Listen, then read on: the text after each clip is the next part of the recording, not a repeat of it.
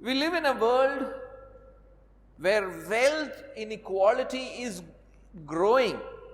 हम एक ऐसी दुनिया में रहते हैं जहां पे धन की असमानता बढ़ती जा रही है। रिच आर गेटिंग रिचर, धनी जो है और धनवान बनते जा रहे हैं। And poor are getting poorer, और जो गरीब है वो और भी गरीब होते जा रहे हैं।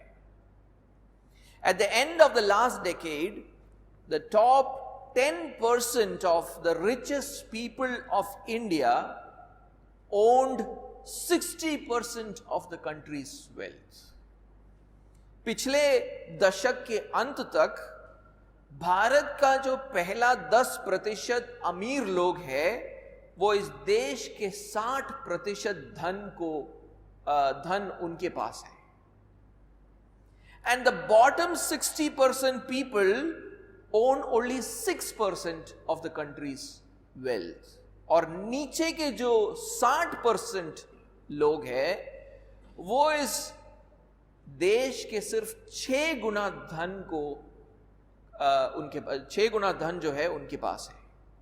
That means people are hoarding wealth for themselves. इसका मतलब ये है कि लोग धन की जमाखोरी कर रहे हैं।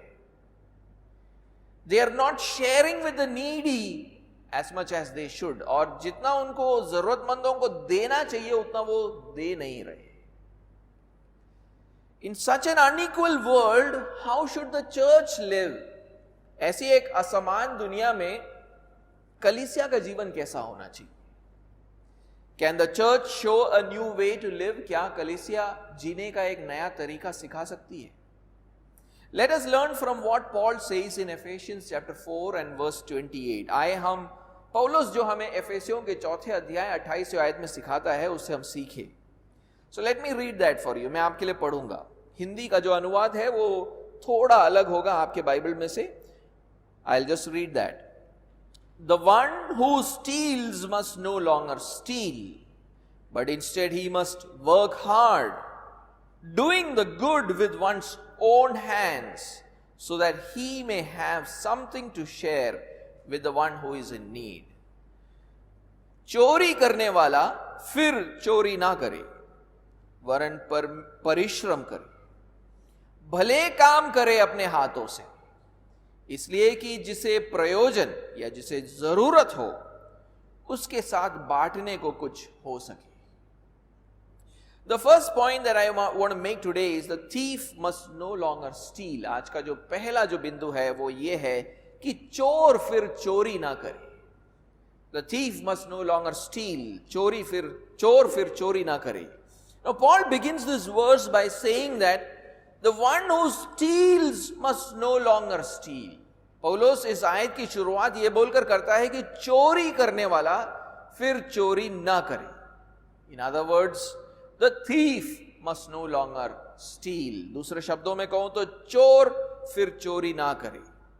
Among those who became Christians in Ephesus, there were thieves among them.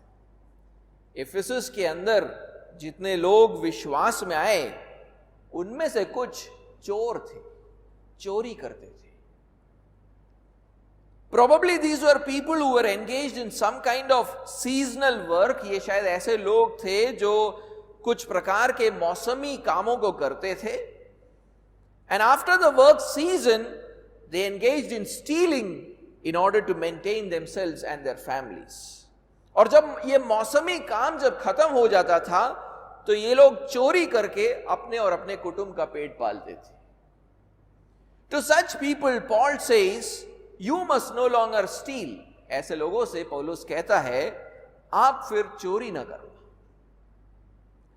When God brought Israel out of Egypt, he made a covenant with the people of Israel at Mount Sinai. जब परमेश्वर Israel देश को मिस्र से छुड़ा कर लेकर आता है तो उसने उनके साथ एक वाचा बनाया सिनाई पर्वत के ऊपर। And at the center of that covenant was the 10 commandments given by God. और उस वाचे के केंद्र में था परमेश्वर की 10 आज्ञाएं। And one of the 10 commandments was that you shall not steal. और उनमें से, उन 10 आज्ञाओं में से एक आज्ञा यह थी, तू चोरी ना करना. Let's read Exodus chapter 20 and verse 15. आइए हम निर्गमन की किताब और उसके 20वें अध्याय और उसका 15वां आयत पढ़े. Exodus 20 and verse 15. That's the 10 commandments. वहां पर जो 10 आज्ञाएं हैं वो वहां पर लिखी गई है, और पढ़े उसको. वहां पर क्या लिखा है? Let's read what's written there. Exodus 20 verse 15 says, you shall not steal. तू चोरी ना करना. ऐसा करके परमेश्वर उनको वहां पर कहता है. The 10 commandments can actually be split into 2 major parts. आप ये जो 10 आज्ञाएं हैं उसको आप 2 मुख्य भागों में बांट सकते हो. कौन से 2 भाग? Which 2 parts? One is loving God. एक है परमेश्वर से प्रेम करो. And the other is love your neighbor. और दूसरा है अपने पड़ोसी से प्रेम करो. The first 4 commandments are an expression of one's love towards God.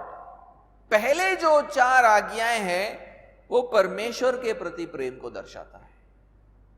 And the next 6 commands are an expression of one's love towards his neighbor. और अगले जो 6 आज्ञाएं हैं वो पड़ोसी के प्रति प्रेम को दर्शाते हैं. परमेश्वर की ओर प्रेम, पड़ोसी की ओर प्रेम. Love towards God and love towards your neighbor.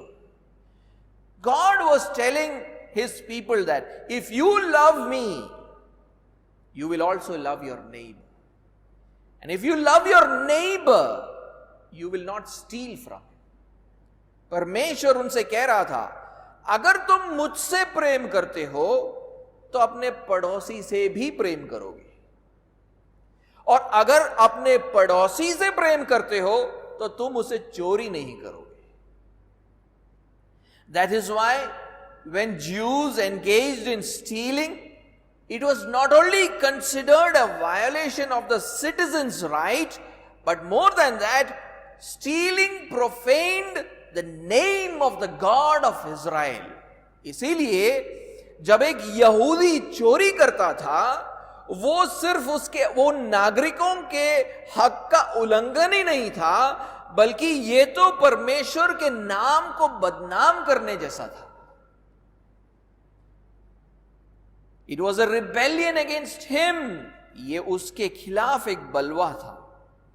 That is why in Proverbs chapter 30 and verse 9, the writer says, I do not want to be in want and steal and profane the name of my God. उसीलिए नीति वचन 30वां अध्याय 9वें आयत में लेखक कहता है, यदि मैं निर्धन बनूं और चोरी करूं और इस प्रकार मैं अपने परमेश्वर के नाम को लज्जाऊं. Stealing is profaning the name of God. चोरी करना परमेश्वर के नाम को लज्जाने के बराबर था. यह इस बात को दर्शाता है कि तुम अपने परमेश्वर से प्रेम नहीं करते हो. This was like showing that I do not love God. Because if you love God, you will love your neighbor and you would not steal for him. क्योंकि अगर आप परमेश्वर से प्यार करते तो आप उसके लोगों से चोरी नहीं करते. And this emphasis to love God and to show that love by loving one's neighbor continued in the New Testament also. और ये जो इस बात पर जो जोर है कि परमेश्वर से प्रेम करो और उस प्रेम को आप पड़ोसी से प्रेम करके दर्शाओ, ये नए नियम में भी देखा जाता है. Jesus and his apostles taught this to the church, the people of God. यीशु मसीह और उसके प्रेरितों ने ये बात कलीसिया को, परमेश्वर के लोगों को सिखाया. Look what Paul says in Romans 13 and verse 8 to 9. देखिए पौलुस रोमियो के 13वें अध्याय और उसके 8 और 9वें आयत में क्या लिखता है. Owe no one anything except to love each other, for the one who loves another has fulfilled the law. For the commandments, you shall not commit adultery, you shall not murder, you shall not steal, you shall not covet, and any other commandment are summed up in this word: you shall love your neighbor as yourself. So if you are not stealing from your neighbor, then you are loving your neighbor. आपस के प्रेम को छोड़ और किसी बात में किसी के कर्जदार ना हो, क्योंकि जो दूसरे से प्रेम रखता है उसी ने व्यवस्था पूरी की है। क्योंकि यह कि व्यभिचार ना करना, हत्या ना करना, चोरी ना करना, लालच ना करना, और इनको छोड़ और कोई भी आज्ञा हो तो सबका सारांश इस बात में पाया जाता है: अपने पड़ोसी से अपने समान प्रेम रख। तो अगर आप अपने पड़ोसी से चोरी नहीं करते हो, आप उससे प्रेम कर रहे हो। So when new believers came into the church in Ephesus, who were also thieves, तो जब नए विश्वासी एफेसस के कलीसिया में प्रवेश करते जो चोरी भी करते थे, they were profaning the name of God who had called them out of spiritual bondage.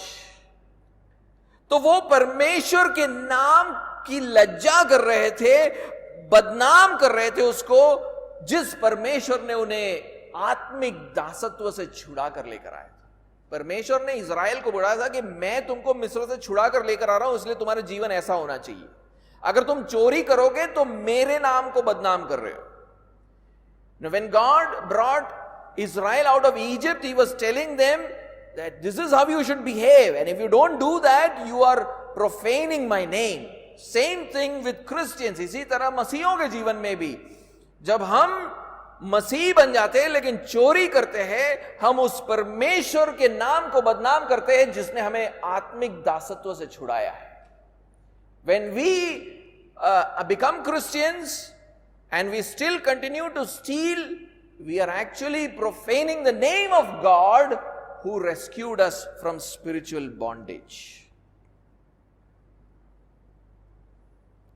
The gospel, the gospel teaches us that our old person who was in bondage to sin has died with Christ. सुसमाचार तो हमें ये सिखाता है ना कि जब हमारा पुराना मनुष्यत्व जो है वो यीशु मसीह के साथ मर गया, जो पहले दासत्व में था, पाप के दासत्व में, वो मर गया है, and we are a new person who is no more in bondage to sin, rather created by God in righteousness and holiness. बल्कि हम तो एक नया मनुष्य है जो अब पाप के दासत्व में नहीं है, बल्कि ऐसा लिखा गया है कि परमेश्वर ने हमें धार्मिकता और पवित्रता में सृजा है।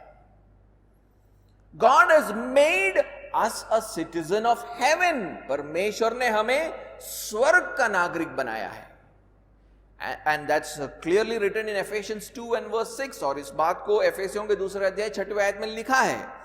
And the gospel teaches us that there will be no thieves or stealing in heaven. और सुसमाचार हमें सिखाता है कि स्वर्ग में न चोर होंगे न चोरी होगी। I want you to read a few verses. मैं चाहता हूं आपको जल्दी से कुछ आयतों को पढ़े।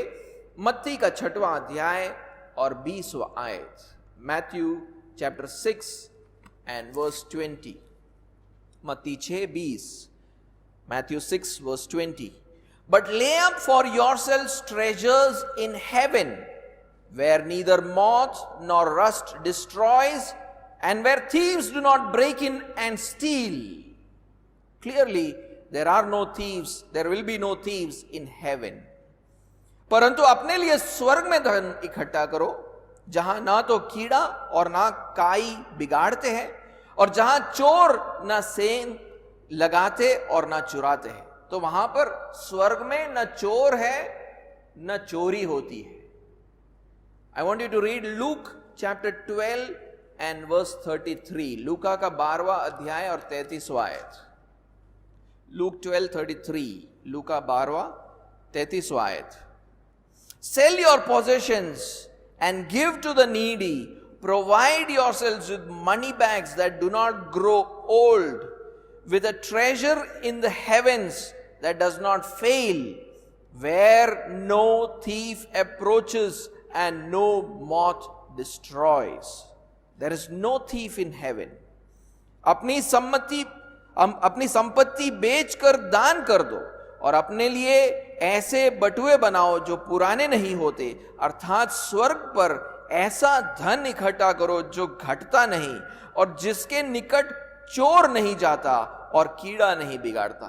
स्वर्ग में कोई चोर नहीं है। पहला कुरिन्थियों का 6वां अध्याय और 9 और 10। 1 Corinthians chapter 6 and verse 9 and 10. Or do you not know that the unrighteous will not inherit the kingdom of God? Do not be deceived, neither the sexually immoral, nor idolaters, nor adulterers, nor men who practice homosexuality, nor thieves, nor the greedy, nor drunkards, nor revilers, nor swindlers will inherit the kingdom of God. Thieves are not going to be part of the kingdom of God. क्या तुम नहीं जानते कि अन्यायी लोग परमेश्वर के राज्य के वारिस ना होंगे? धोखा ना खाओ, न वैश्यगामी, न मूर्ति पूजक, न परस्त्रीगामी, न लुच्चे, न पुरुषगामी, न चोर, न लोभी, न पियक्कड़, न गाली देने वाले, न अंधेर करने वाले परमेश्वर के राज्य के वारिस होंगे। तो चोर जो है वो परमेश्वर के राज्य के वारिस नहीं हो सकते हैं। If this new person claim, so if we are a new person, हम एक नए मनुष्य बन चुके हैं, and we say that we are citizens of heaven, और हम बोलते हैं कि हम तो स्वर्ग के नागरिक बन चुके हैं, and we still here on earth, और हम यहां पर चोरी करते हैं, we are profaning the name of God. हम परमेश्वर के नाम को बदनाम कर रहे हैं जिसने हमें स्वर्ग की ओर बुलाया, who has called us to heaven. We call ourselves citizens of heaven, but we steal. हम अपने आप को स्वर्ग का नागरिक बताते हैं, लेकिन हम चोरी करते हैं। The problem is that this new person is like a child. समस्या यह है कि हम नए मनुष्य तो है, लेकिन हम एक बालक के समान हैं। And that is why Paul had said in Ephesians chapter 4 and verse 14, we are no longer to be like children. उसीलिए पौलुस ने 4 अध्याय 14वें आयत में कहा था, हम आगे को बालक ना रहे। This child will grow and become like Jesus Christ when the truth is spoken to him. ये बालक बढ़ेगा और यीशु मसीह की तरह बनेगा जब उससे सत्य को बोला जाए। तो हम नए मनुष्य तो है, लेकिन बालक के समान है, और बालक जो है यीशु मसीह की तरह तब बनेगा जब उससे सत्य को बोला जाए।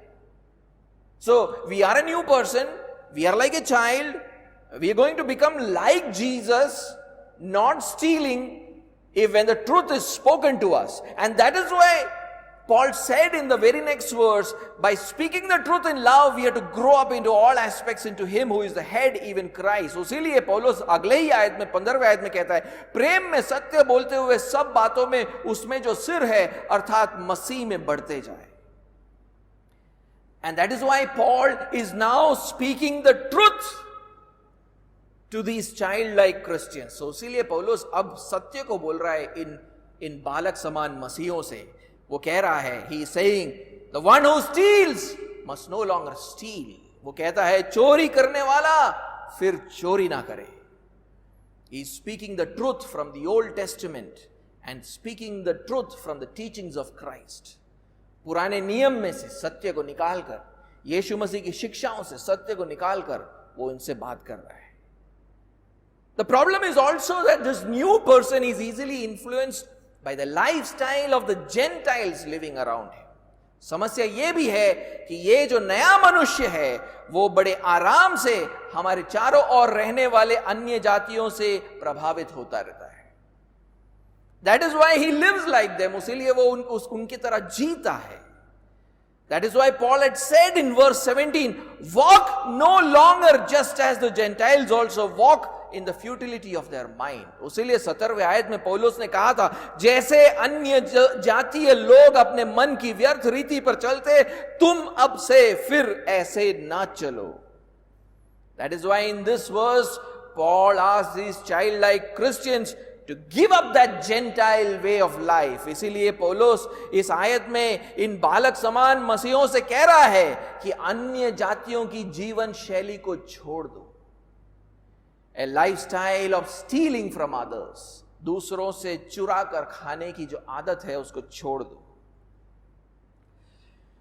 When we think about stealing, we think about poor people who steal from small shops. अक्सर जब हम चोरी के बारे में सोचते हैं तो हम उन गरीब लोगों के बारे में सोचते हैं जो दुकानों से चोरी करते हैं.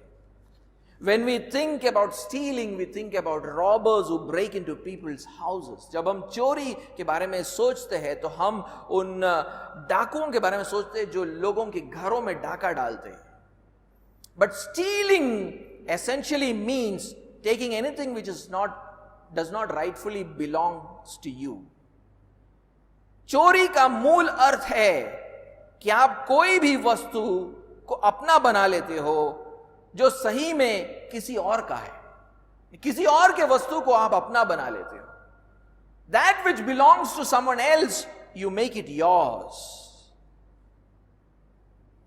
And we live in a world where people are constantly doing this. और हम ऐसी एक दुनिया में रहते हैं जहां पर लोग इस बात को लगातार करते हैं. उनको पता भी नहीं चलता है कि वो चोरी कर रहे हैं. They don't even know that they are stealing. And we also have learned from them. और हमने भी उनसे चोरी करना सीख लिया है. As students, we copy someone else's assignment and present it as our own assignment. हमने कितनी बार किया है? दोस्त का असाइनमेंट कॉपी मारकर अपना नाम लगाकर सबमिट कर दिया है.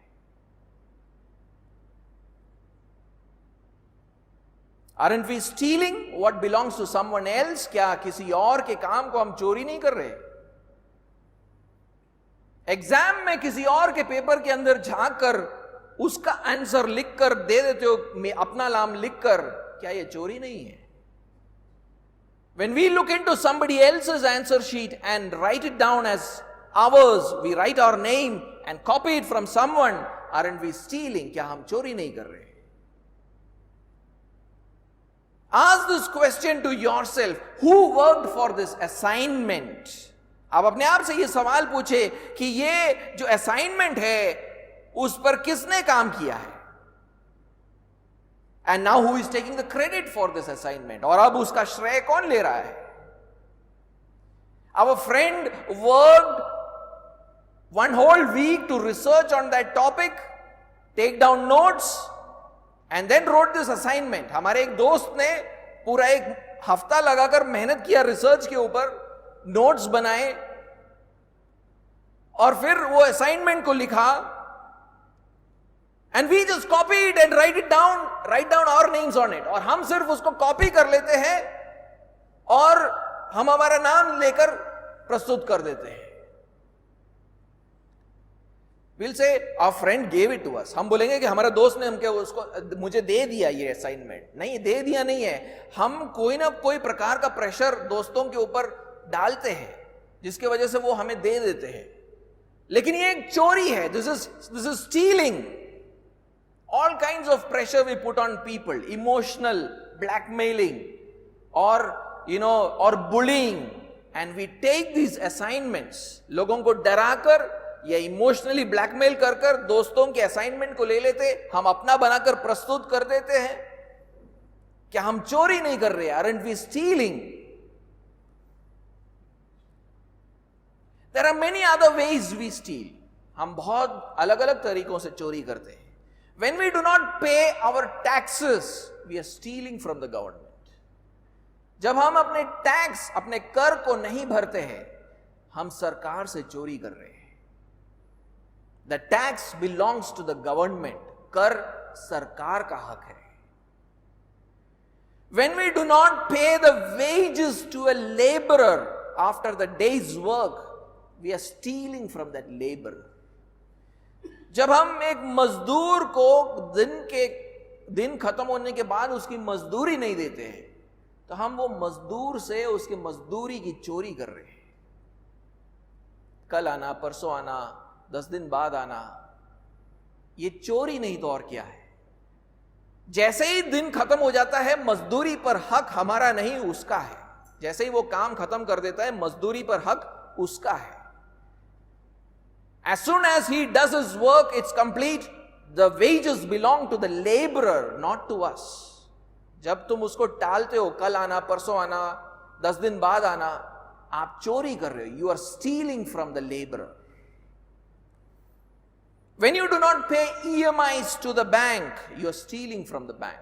आप जब बैंक को EMI नहीं भरते हो तो आप बैंक से चोरी कर रहे हो। The principal and interest that is due belongs to the bank. जो प्रिंसिपल और इंटरेस्ट देना बनता है वो बैंक का हक है।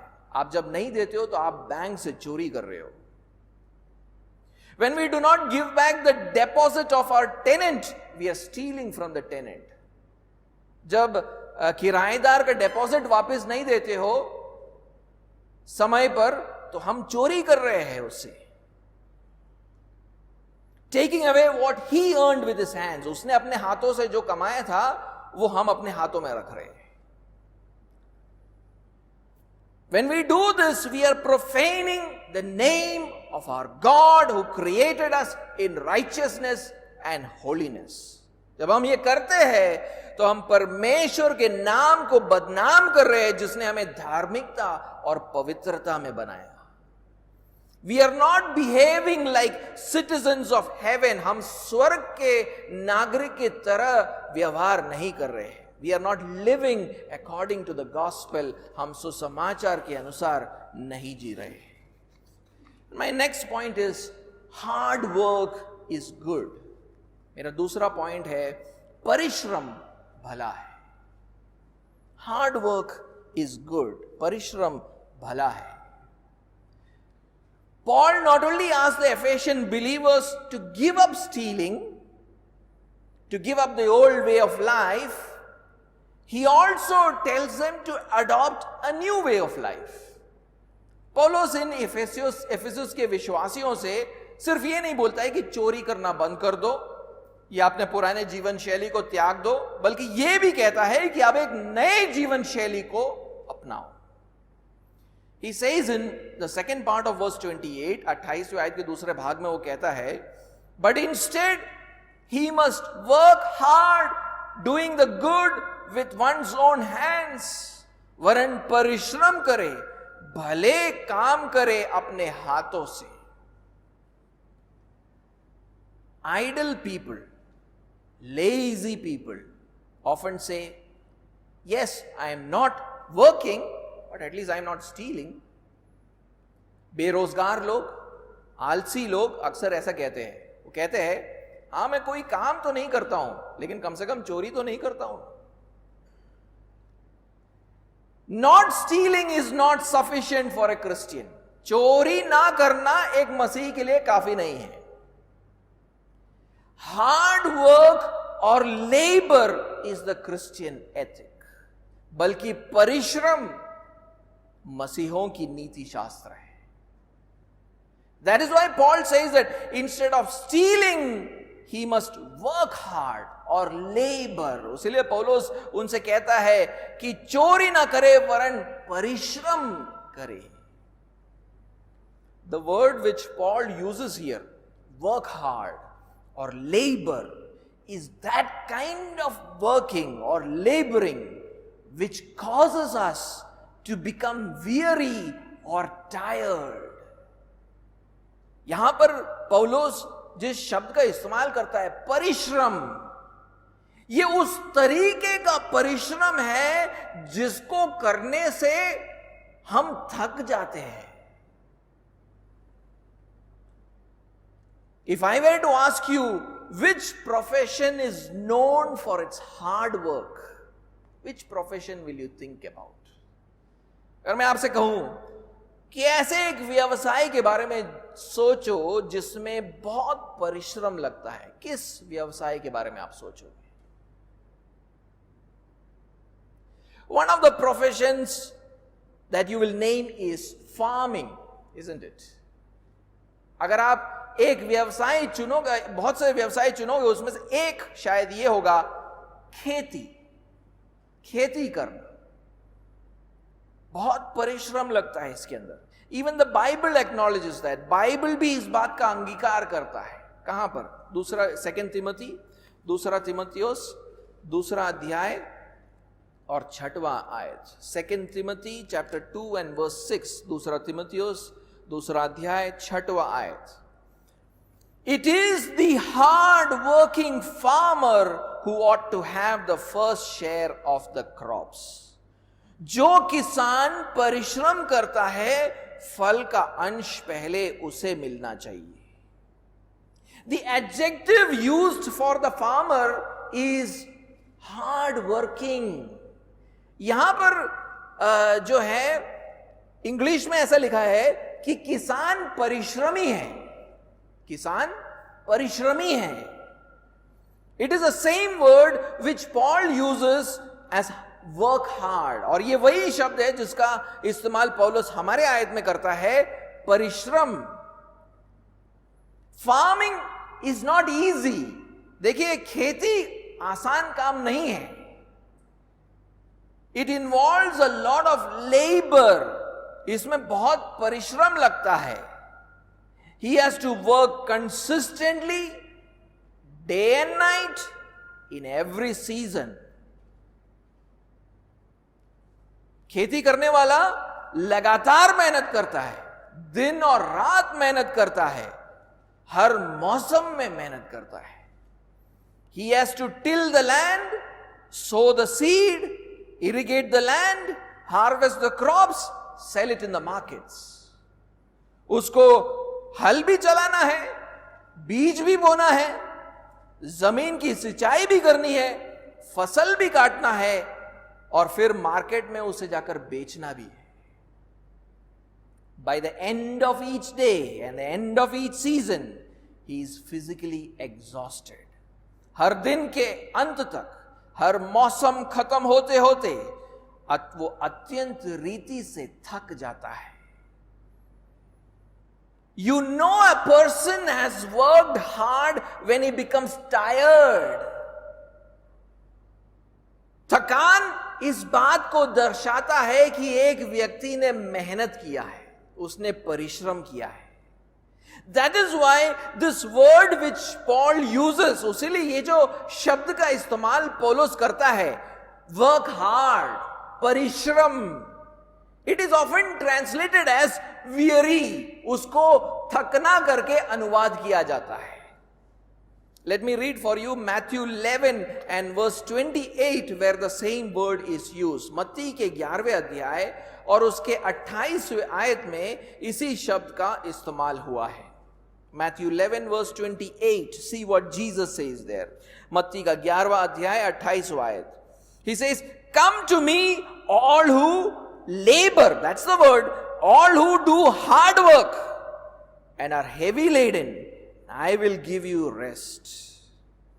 वो बोलता है, हे सब परिश्रम करने वालों और बोझ से दबे हुए लोगों, मेरे पास आओ, मैं तुम्हें विश्राम दूंगा। ये यीशु मसीह कहता है।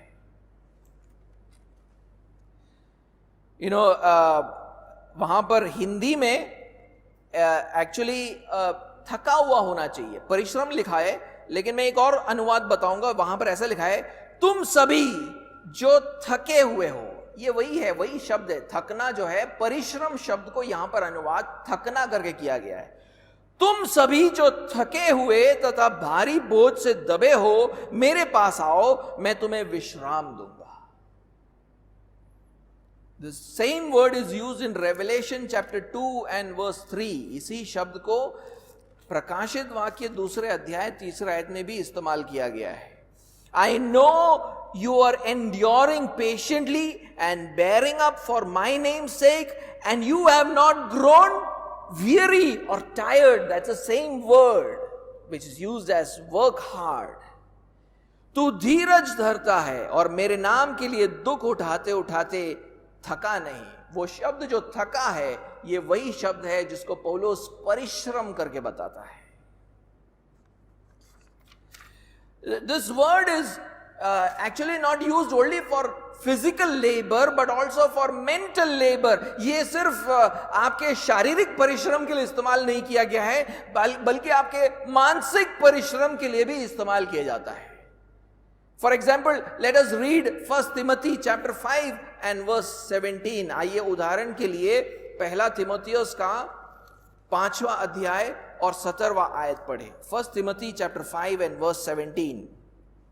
It says, let the elders who rule well be considered worthy of double honor, especially those who labor in preaching and teaching.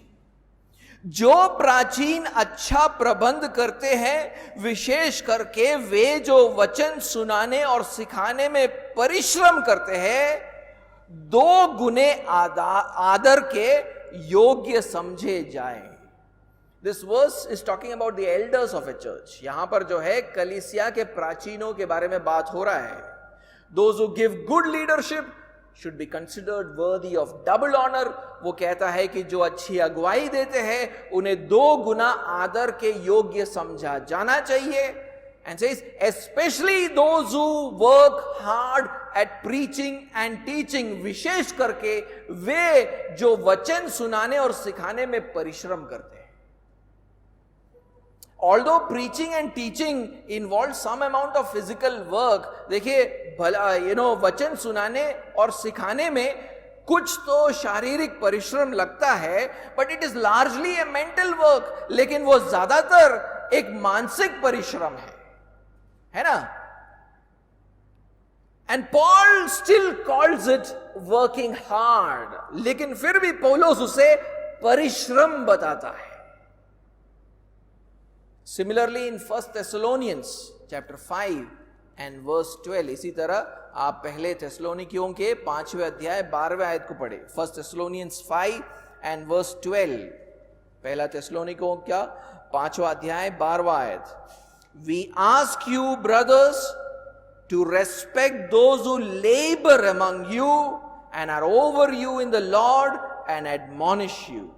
हे भाइयों, हम तुमसे विनती करते हैं कि जो तुम में परिश्रम करते हैं और प्रभु में तुम्हारे अगुवे हैं और तुम्हें शिक्षा देते हैं, उनका सम्मान करो. Here the word work hard is translated as labor. यहां पर जो है वो परिश्रम शब्द का इस्तेमाल फिर से किया गया है. Paul tells the church that you should appreciate those who work hard or labor. पौलुस यहां पर कलीसिया से कह रहा है कि तुम में जो परिश्रम करने वाले लोग हैं उनका सम्मान करना चाहिए. किस प्रकार का परिश्रम, कैसा परिश्रम? What kind of hard work, what kind of labor? Those who work hard in giving spiritual leadership and giving instruction, जो अगुवाई देने में और शिक्षा देने में परिश्रम कर रहे हैं. Once again, he's talking about the work of the elders or leaders of the church who give spiritual leadership and teaching to the church. फिर से वो एक बार कलीसिया के प्राचीनों अथवा अगुवों की बात कर रहा है जो आत्मिक अगुवाई और शिक्षा देते हैं. So there is mental hard work involved in the ministry of the word. वचन की सेवकाई के अंदर मानसिक परिश्रम लगता है. It will make us weary. ये हमको थका देने वाला काम है, ये कोई आसान काम नहीं है. So Paul is telling the Ephesian believers who steal, they should work hard. इसलिए पौलुस जो है एफेसियों के विश्वासियों से कहता है तुम चोरी मत करो वरन परिश्रम करो. And he calls such hard work good. और ऐसे परिश्रम को वो भला बताता है. He says in the second part of verse 28, but instead he must work hard doing the good with one's own hands. वो कहता है 28वें आयत के दूसरे भाग में, वरन परिश्रम करे, भले काम करे अपने हाथों से. उस परिश्रम को भला काम बताता है. This is the same word good which is used in Ephesians chapter 2 and verse 10. ये वही शब्द है भला जिसका इस्तेमाल एफेसियों के दूसरे अध्याय और उसके 10वें आयत में हुआ है. Let us read that. एक बार हम उसको पढ़े. Ephesians 2 and verse 10. आपका जो काम के बारे में जो सोच है वो बदल जाएगा. Your thought about work will change from this verse. For we are his workmanship, created in Christ Jesus for good works. That's the same word good which is used in our verse. He says that, hard work is good. And now he is saying that in this verse he has said that we are his workmanship created in Christ Jesus for good works which God prepared beforehand that we should walk in them. वो कहता है क्योंकि हम उसके बनाए हुए हैं और मसीह यीशु में उन भले, ये वही शब्द है भला जो परिश्रम के लिए इस्तेमाल किया गया है, भले कामों के लिए सिरजे गए जिन्हें परमेश्वर ने पहले से हमारे करने के लिए तैयार किए. Paul is talking about us as a new creation. पौलुस बोलता है कि हम एक नई सृष्टि है, that we are a new person, कि हम एक नए व्यक्ति बन चुके हैं, and that God made us a new creation or a new person through faith in Jesus Christ. और वो कह रहा है कि यीशु मसीह पर विश्वास करने के द्वारा हम एक नई सृष्टि, एक नए मनुष्य है. But God made us a new person with a purpose. लेकिन परमेश्वर ने हमको एक नया मनुष्य एक उद्देश्य से बनाया. क्या है वो उद्देश्य? What is that purpose? The purpose is that we will do good works. और उद्देश्य ये है कि हम भले कामों को करें. And part of that good works is the hard work that we put in every day. और ये जो यहां पर भले कामों के बारे में परमेश्वर बात कर रहा है कि हमें भले कामों के लिए रचा गया है. हम जो हर दिन मेहनत करते, परिश्रम करते, कोई भी कार्य क्यों ना हो, वो इन भले कामों का भाग है. भले काम करने के लिए फुल टाइम मिनिस्ट्री जरूरी नहीं है. आप जो आपके ऑफिस में जो काम करते हो वो परमेश्वर के दिए गए भले कामों का भाग है. You don't need to become a full-time minister in order to do the good works that God ordained. The hard work that you put in your work every day is part of the good works that God ordained for you. The hard work which makes us weary or tired every day is good work in the eyes of God. जो परिश्रम हमें हर दिन थका देता है, वो परिश्रम परमेश्वर की आंखों में भला है. And Paul says that the Ephesian believers who steal must now do this hard work with one's own hands. और पौलुस एफेसस के विश्वासियों से कहता है कि जो चोरी करते थे उनसे कहता है कि आप परिश्रम करो अपने ही हाथों से. अपने हाथों से, आयत में लिखा हुआ है अपने हाथों से. Those who used to steal the fruit of someone else's hand, जो पहले दूसरे के हाथों के परिश्रम के फल को चुरा कर खाते थे, now need to produce fruit with their own hands. उनको अब अपने ही हाथों से परिश्रम करके फल को उत्पन्न करना है. Their hands which were not used to much work must now get used to working very hard. जो हाथ पहले परिश्रम नहीं करते थे, अब उनको परिश्रम करना होगा. ये मसीह जीवन की बुलाहट है. This is the call of a Christian. Must become weary and tired. वो थकना चाहिए हर दिन. थके नहीं तो मसीह का काम नहीं कर रहे हो. You must get tired in your work. The thief's life is getting transformed. चोर की जिंदगी बदल रही है. पहले चोरी करता था, अब मेहनत करता है, पसीना बहाता है. The world thinks that jobs which does not involve too much hard work is good. दुनिया हमसे कहती है कि जिस नौकरी में ज्यादा परिश्रम नहीं है वो भला है. We should be able to make money quickly and easily. वो हमसे कहते हैं कि पैसा जल्दी बनना चाहिए और आराम से बनना चाहिए बिना परिश्रम के. That is one of the reasons why some people in India look for government jobs. इसीलिए भारत देश में कुछ लोग ऐसे हैं जो गवर्नमेंट नौकरी चाहते हैं, क्योंकि वहां पर उनको ऐसा लगता है कि मेहनत करने की जरूरत ही नहीं है. They think that we don't need to work hard. Some people are like that, not everyone. कुछ लोग ऐसा सोचते हैं, सब लोग ऐसा नहीं सोचते. But that is worldly wisdom. लेकिन ये सांसारिक बुद्धि है, सांसारिक बुद्धि है. People who think like that often get into trouble. लोग जो ऐसा सोचते हैं वो अक्सर मुश्किल में पड़ जाते हैं. Because people who think like this are always looking for easy ways of making money.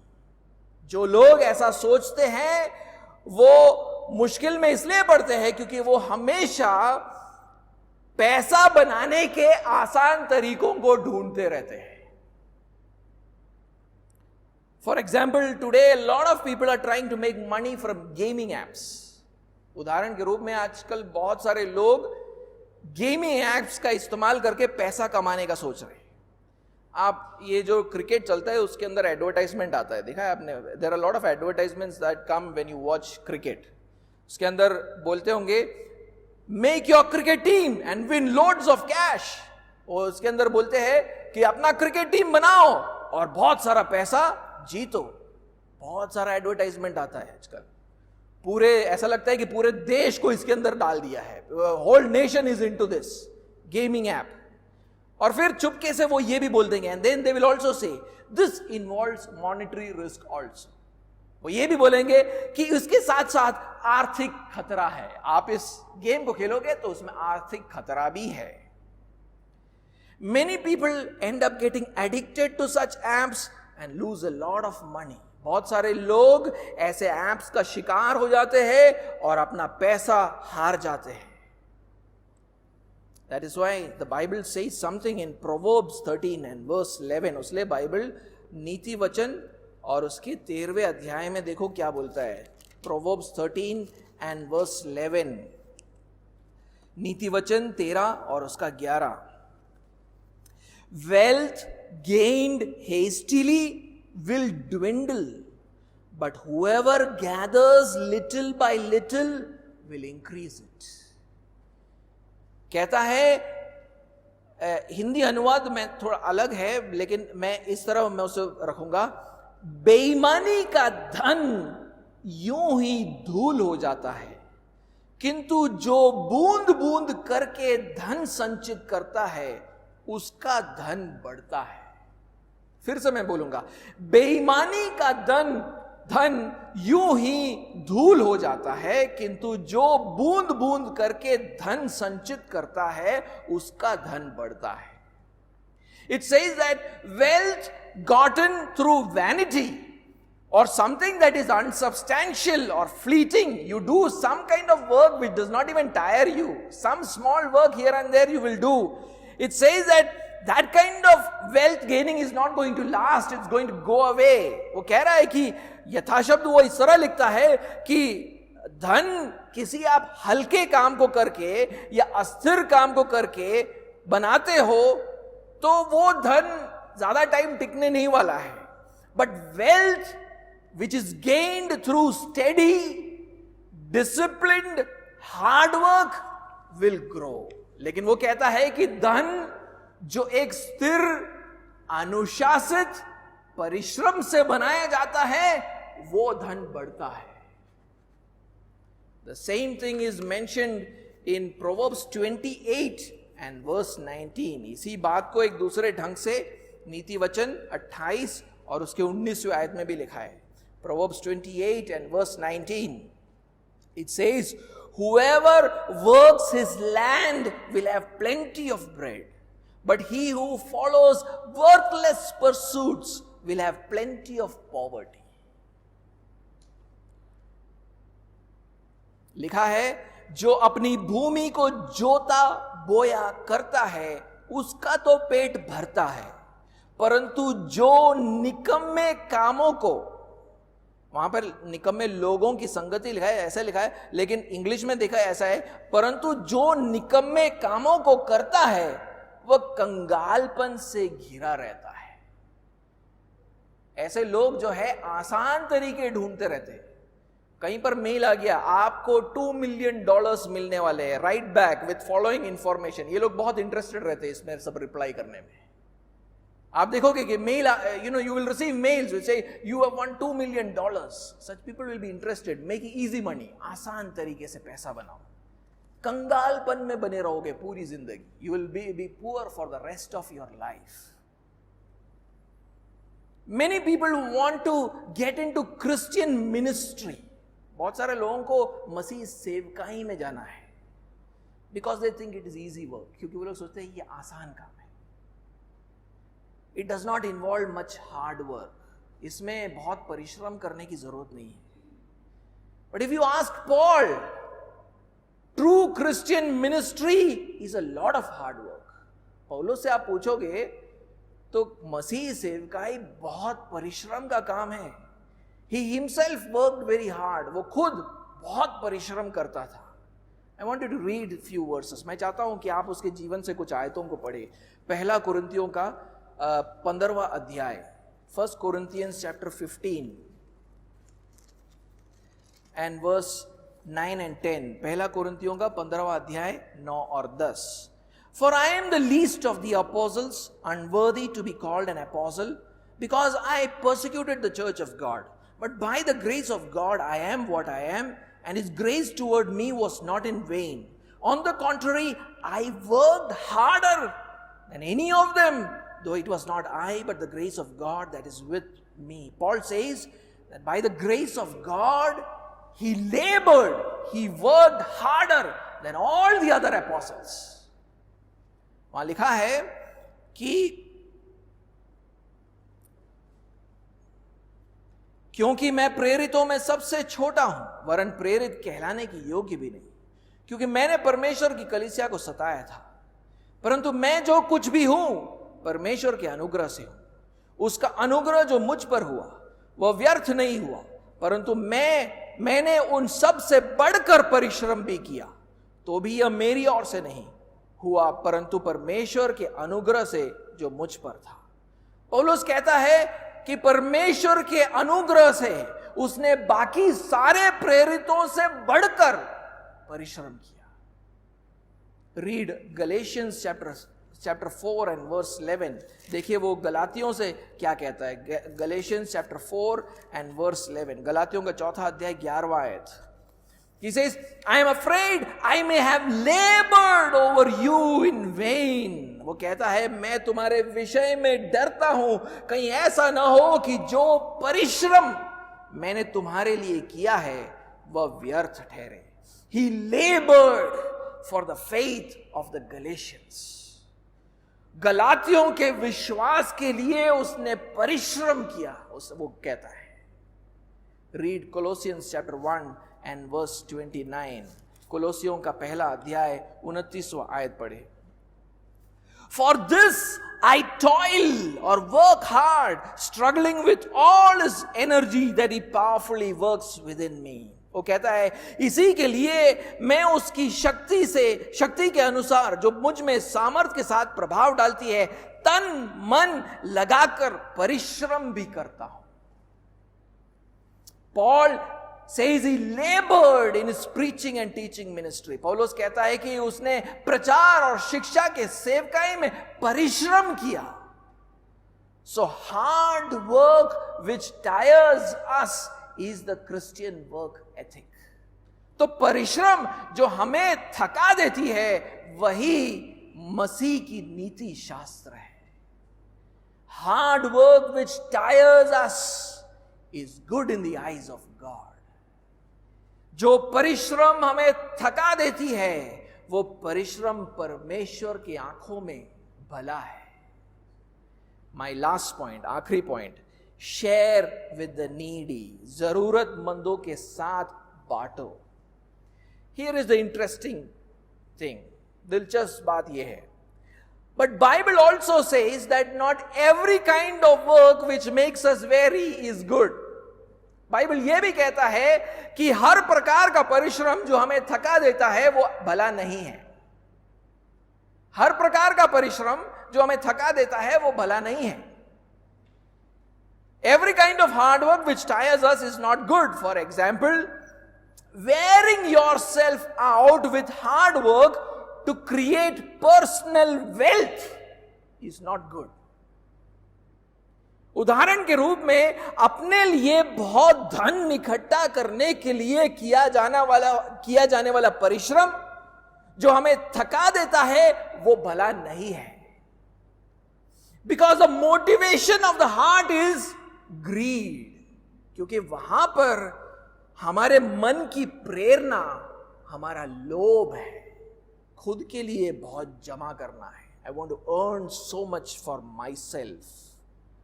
I want you to read Proverbs 23 and verse 4 and 5. मैं चाहता हूं कि आप नीति वचन 23वां अध्याय और उसका 4था और 5वां आयत पढ़े.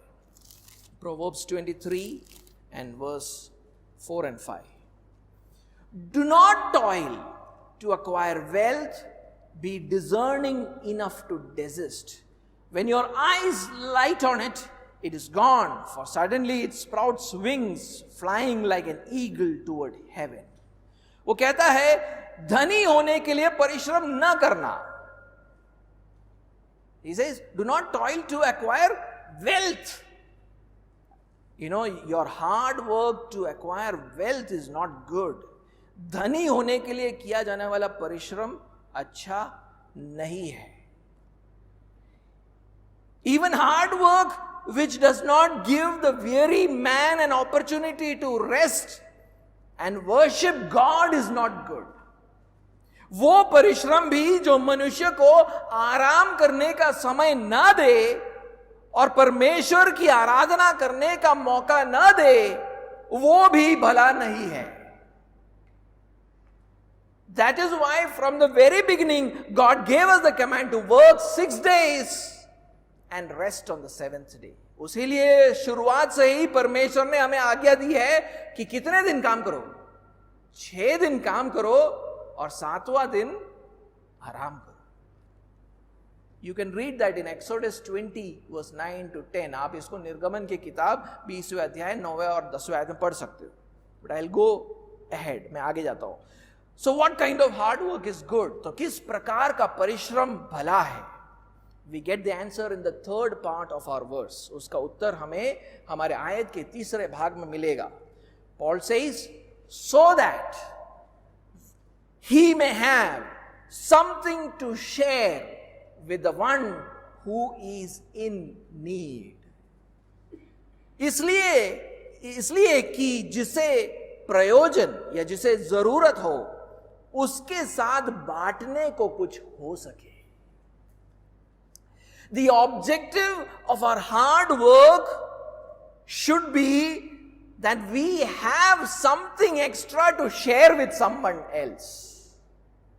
हमारे परिश्रम का उद्देश्य यह होना चाहिए कि हमारे पास जरूरतमंदों के साथ बांटने के लिए कुछ होना चाहिए. उसीलिए हम मेहनत करते हैं, उसलिए हम परिश्रम करते हैं. मसीही लोग परिश्रम करते हैं. This is why Christians work hard.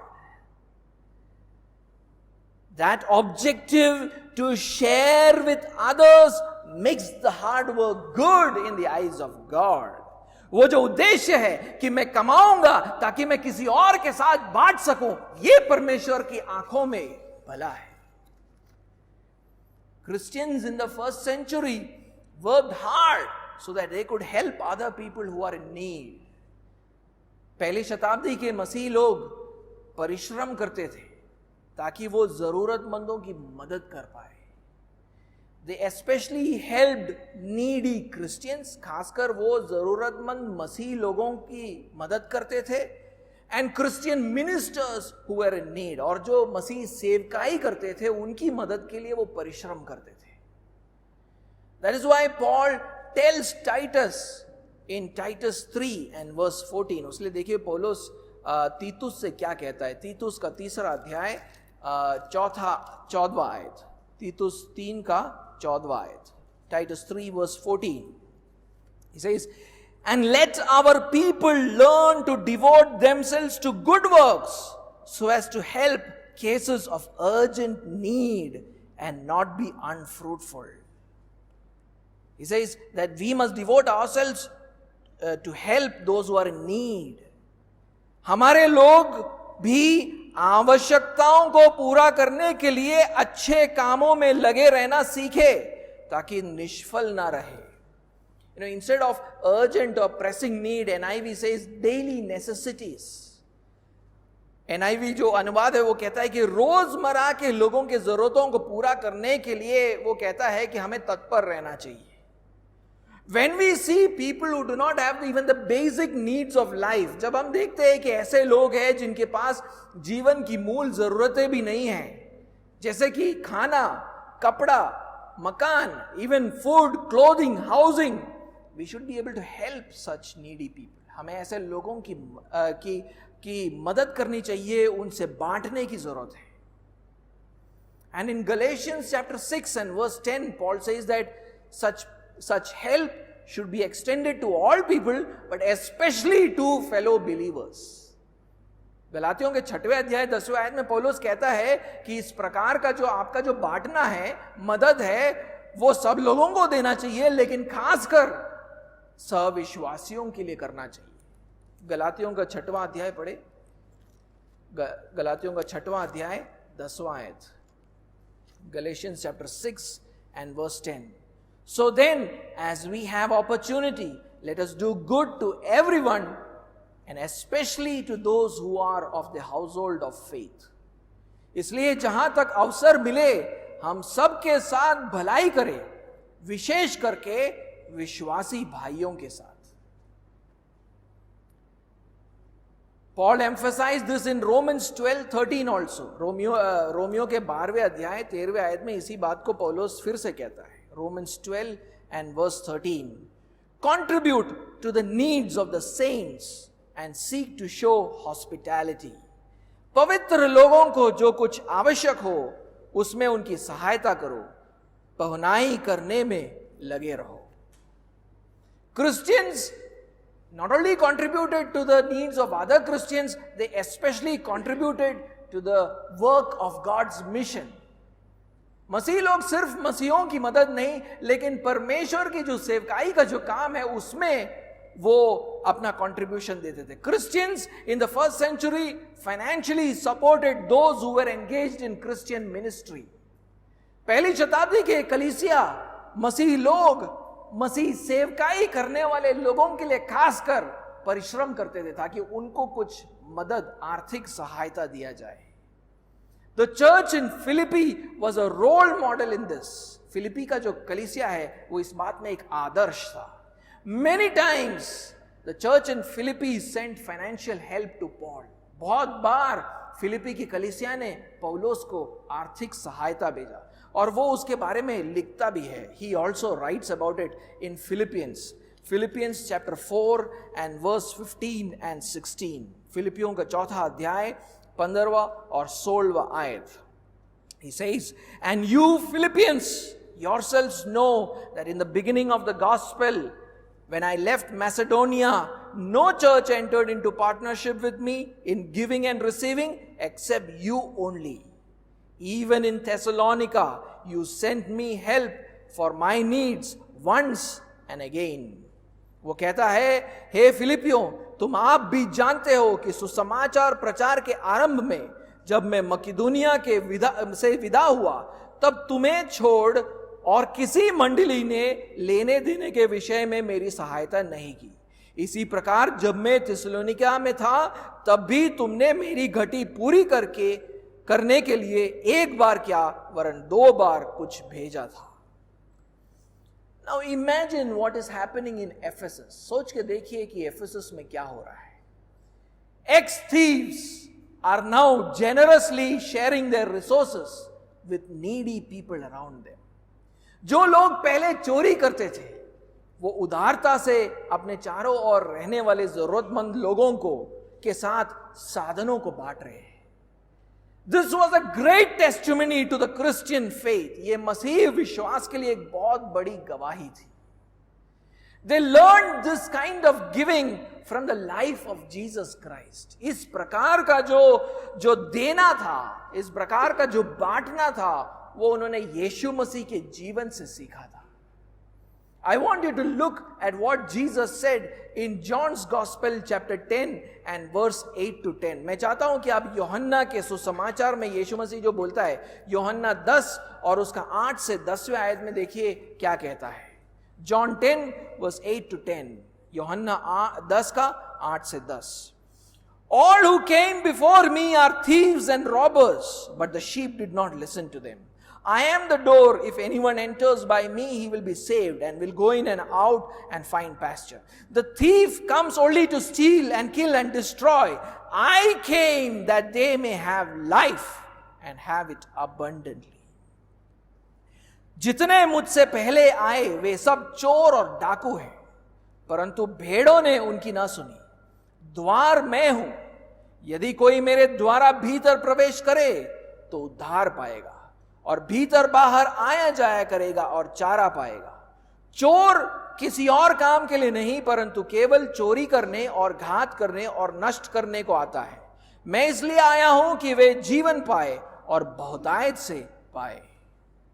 Every sinner faces eternal death in hell as a punishment from God for his sins. हर पापी अपने पापों के कारण परमेश्वर के दंड के योग्य है, अर्थात नरक में अनंत मृत्यु का अनुभव करेगा. And all the false messiahs who came before Jesus could not lead sinners to eternal life. और जितने भी झूठे मसीहा यीशु मसीह से पहले आए, उनमें से कोई भी पापियों को अनंत जीवन तक ले जा नहीं सकता था. Rather they kept them on the path of eternal death. बल्कि इन लोगों ने तो उनको भ्रमित किया और उनको अनंत नाश के रास्ते पर रखा.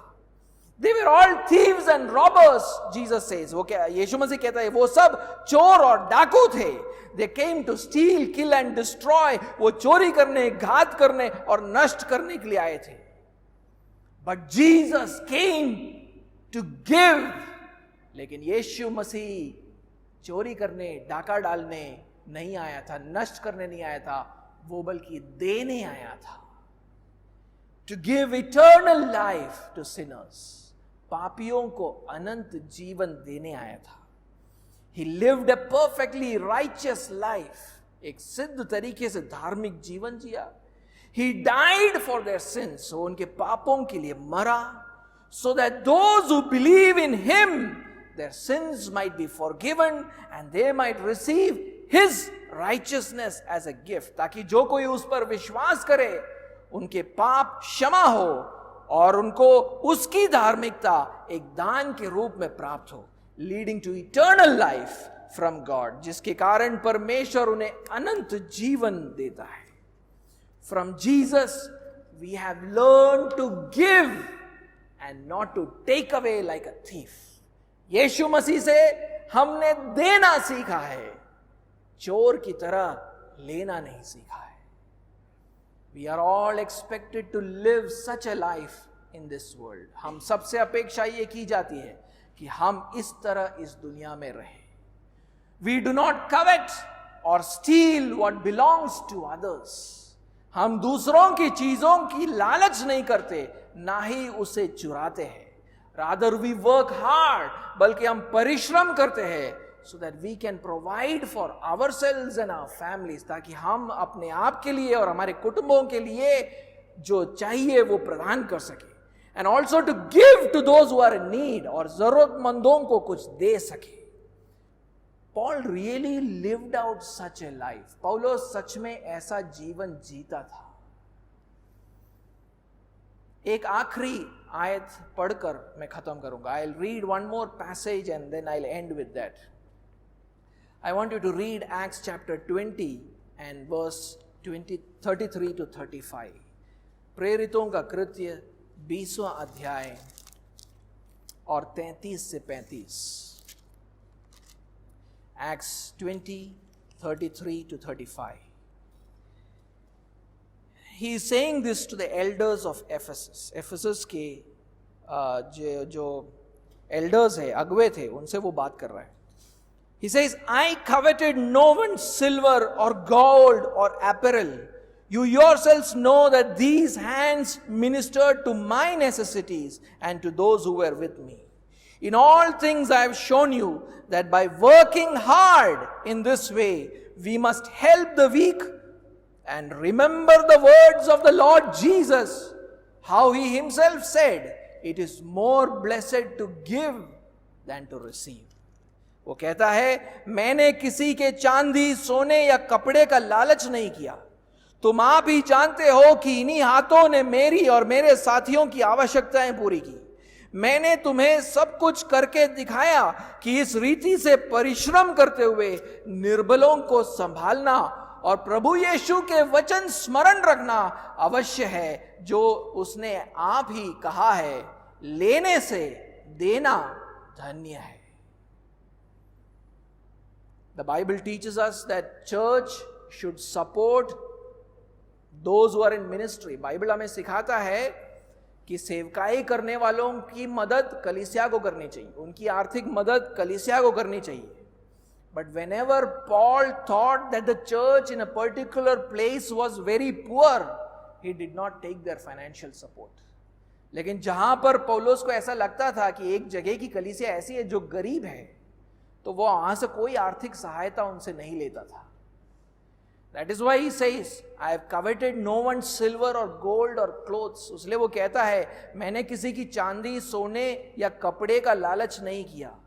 Rather he worked hard with his own hands to provide for his own needs and for the needs of his co-workers. बल्कि उसने अपने हाथों से मेहनत किया ताकि अपना और अपने सहकर्मियों के जरूरतों को पूरा कर पाए।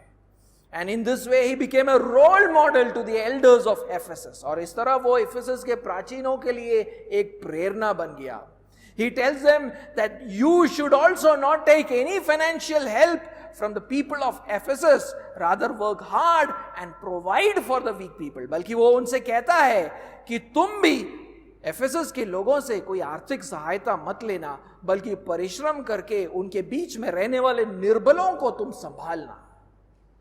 And Paul got this inspiration from the Lord Jesus. और पौलुस ने ये प्रेरणा हमारे प्रभु यीशु मसीह से पाया, जिसने कहा था, who said, it is more blessed to give than to receive. कहता है, लेने से देना धन्य है। It is also work hard so that we may have something to share with those who are in need. आए हम सब परिश्रम करें ताकि हमारे पास जरूरतमंदों के साथ बांटने के लिए कुछ हो। Let us be sharing people in a greedy and unequal world. आए हम इस लोभी और असमान दुनिया में बांटने वाले लोग बने।